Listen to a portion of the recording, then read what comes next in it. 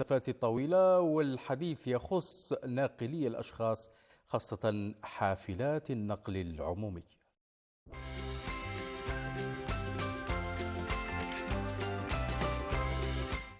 وللحديث عن هذا الموضوع استقبل معي على المباشر السيد فيصل بن رابح، مندوب ولائي للمندوبية أو عن المندوبية الوطنية للأمن عبر الطرق. صباح الخير ومرحبا بك. صباح الخير سي هشام، صباح الخير لكل الطاقم العامل معك، الساده يعطيك والسيدات الصحة. المشاهدين صباح الخير.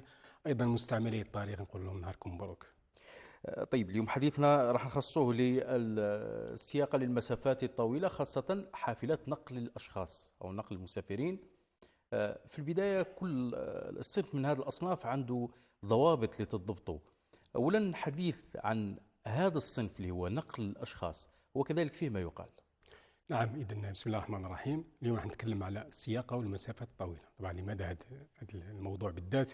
طبعا المنطقه تاعنا منطقه الجنوب الغربي معروفه انه يعني منطقه شاسعه، طرق طويله. اقرب ولايه لولايه بشار هي ولايه النعامه، قريب 320 كيلومتر. مدينه اضرار 500 كيلومتر، تندوف 800. اذا هذه المسافات الطويله والشاسعه يعني خلتنا اننا اليوم نتكلم على هذا الموضوع بالذات اللي هو المسافات الطويله. راح نخص اليوم بالذكر خاصه سائقي مركبات نقل الاشخاص. لما نقول نقل الاشخاص، نقل المسافرين، نقل المدرسي، نقل الطلبه، نقل العمال، كل هذه الفئات تدخل في نقل الاشخاص. طبعا هذا الصنف من الاصناف رخص السياقه اللي يخص نقل الاشخاص هو صنف ايضا قائم بذاته.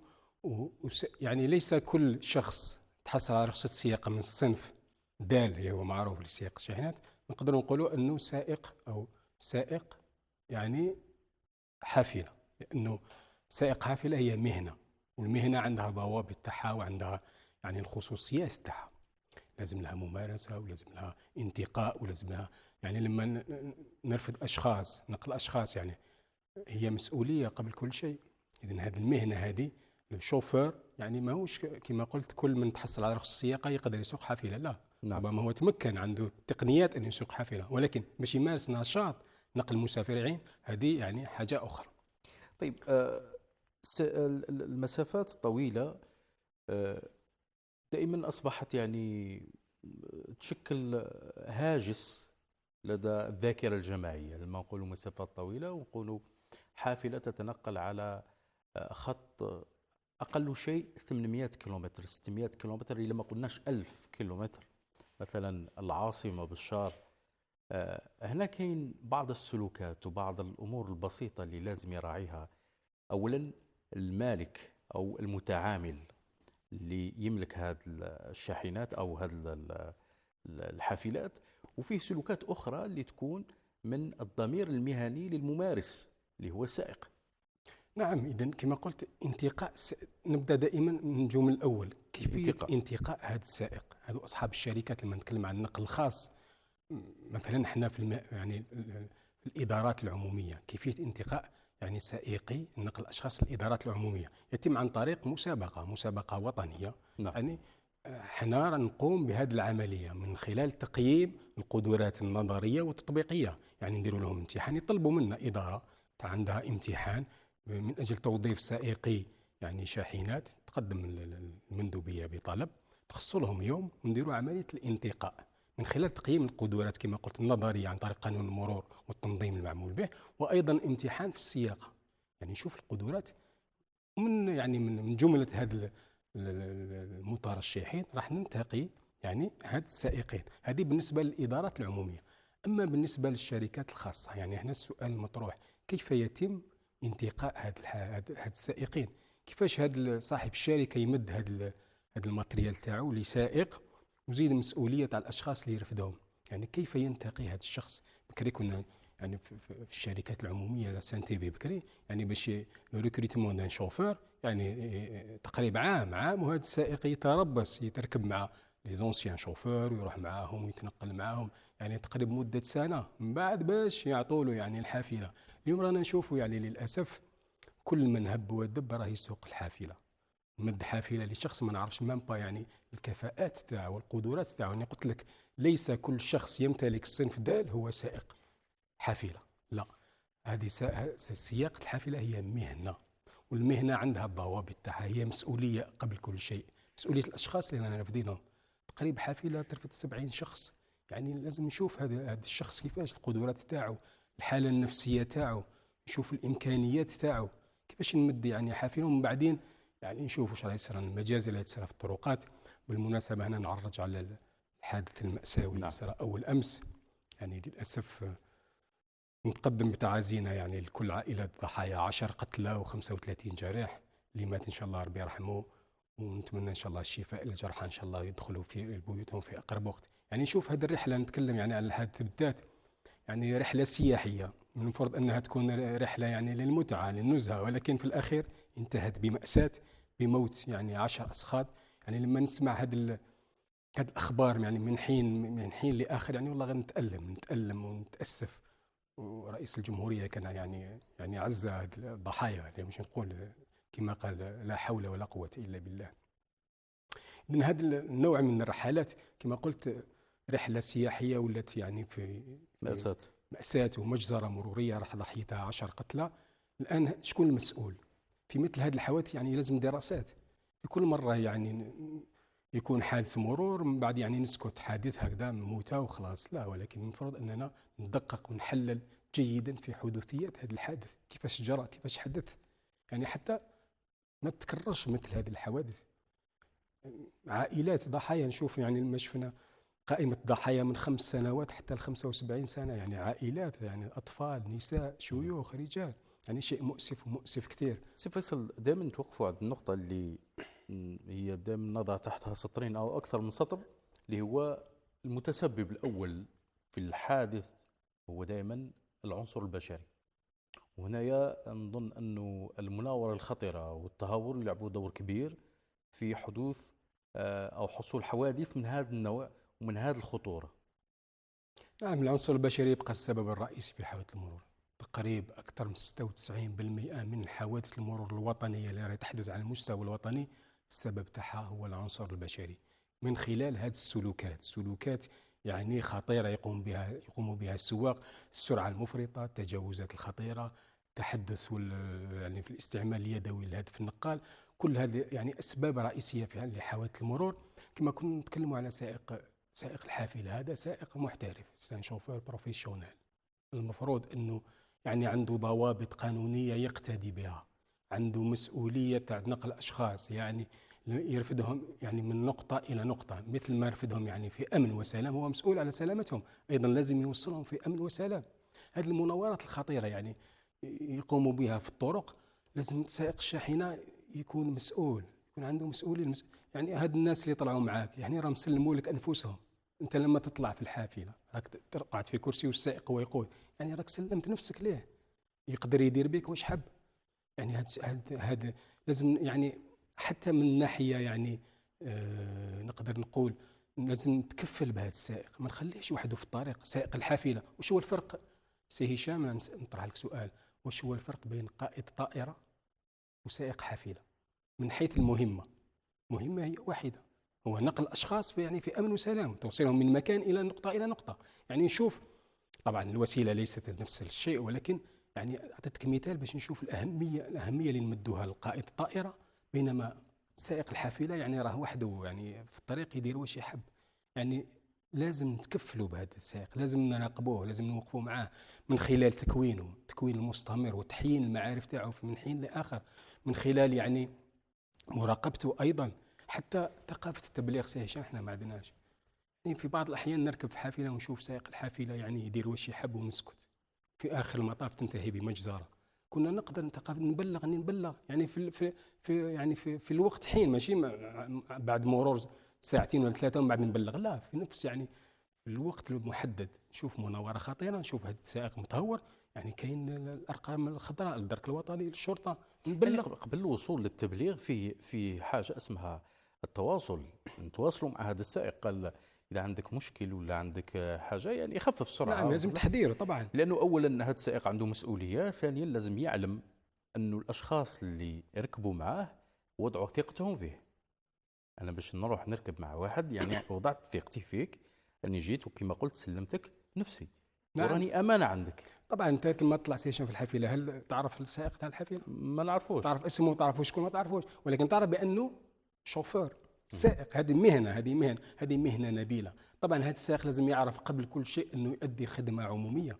سياقة الحافلة أو سياقة شاحنة لنقل البضائع هذه خدمة عمومية، راك تساهم يعني حتى في الاقتصاد الوطني. طبعا الطريق هو الشريان الاقتصاد. أي دولة اقتصادها يعني باش يتطور لازم تكون عندها شبكة من الطرقات وشبكة من يعني هاد السواق راهم يؤدوا في خدمة عمومية. نعم. هاد السائق طبعا كما قلت بمجرد أني نطلع معاه حتى ما نعرفوش شكون، ولكن نعلم بأن هذا راه سائق حافلة، المفروض عنده القدرات وعنده تأهيل كافي باش يسوق هذه الحافلة.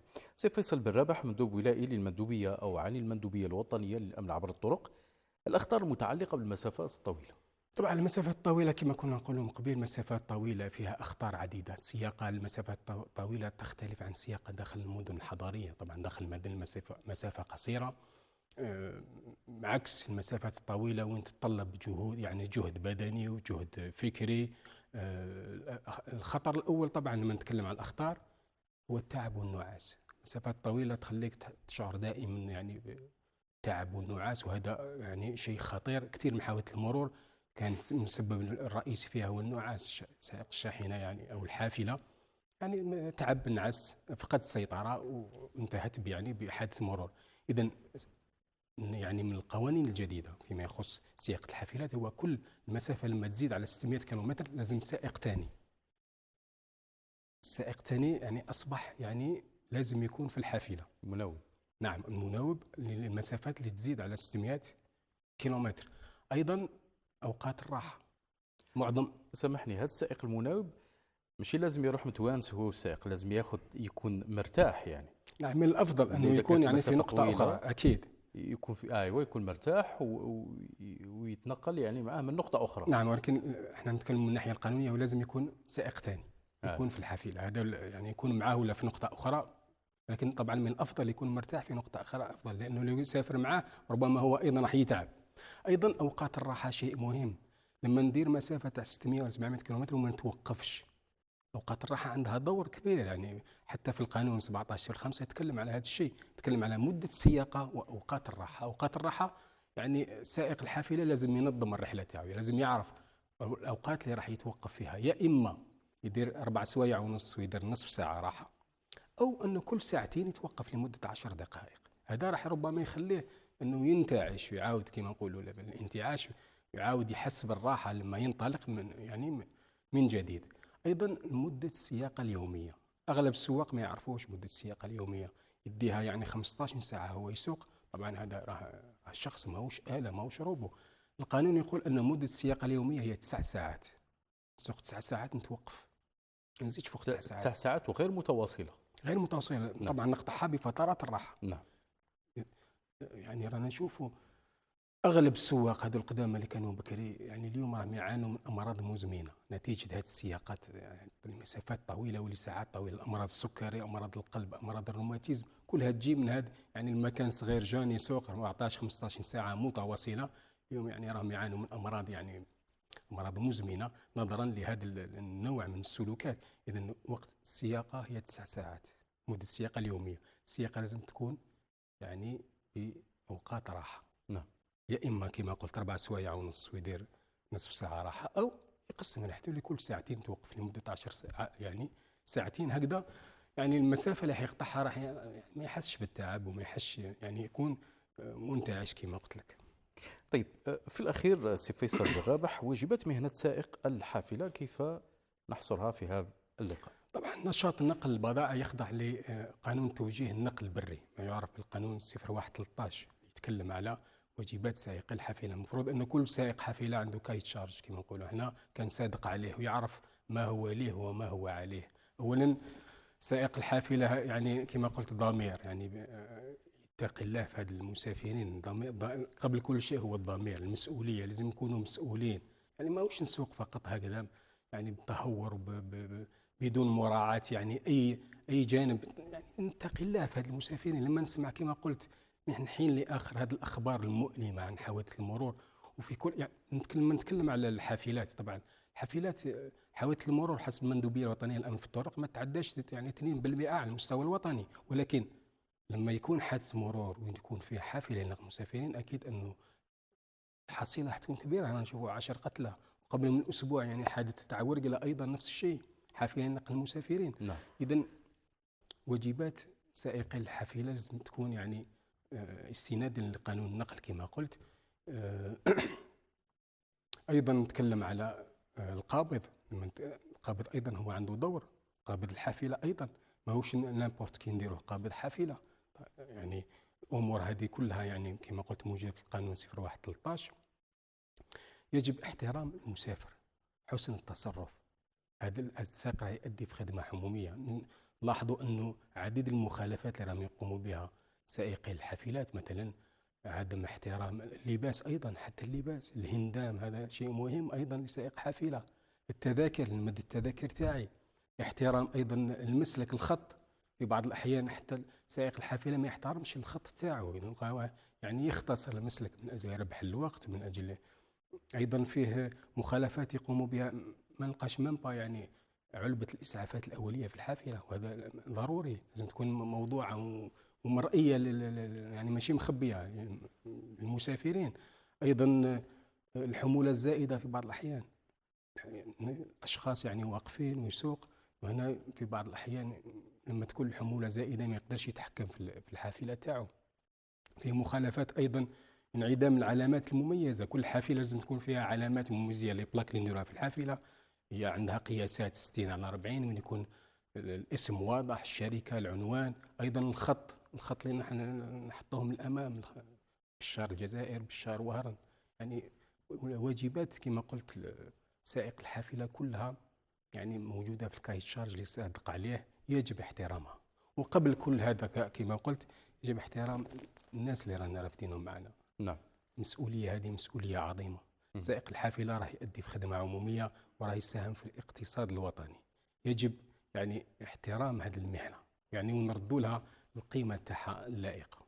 طيب، كنت في حديث قبل لحظات قليلة ذكرت التذكرة، والتذكرة في حد ذاتها هي موضوع كبير واللي هي إلزامية وعندها قيمة كبيرة، خاصة فيما يتعلق ببعض المشاكل كالسرقات وأمور أخرى أو الجرائم عموما التي تحدث ربما في شبكة الطرقات. نشكرك كثير سي فيصل بن رابح، مندوب ولائي يعني المندوبية الوطنية للأمن عبر الطرق. نتلاقاوك إن شاء الله في ساعة خير. شكرا سي هشام، بارك الله فيك. نهاركم مبروك. ما زلنا معكم مشاهدينا الأفاضل في كل مكان. استراحة فنية ثم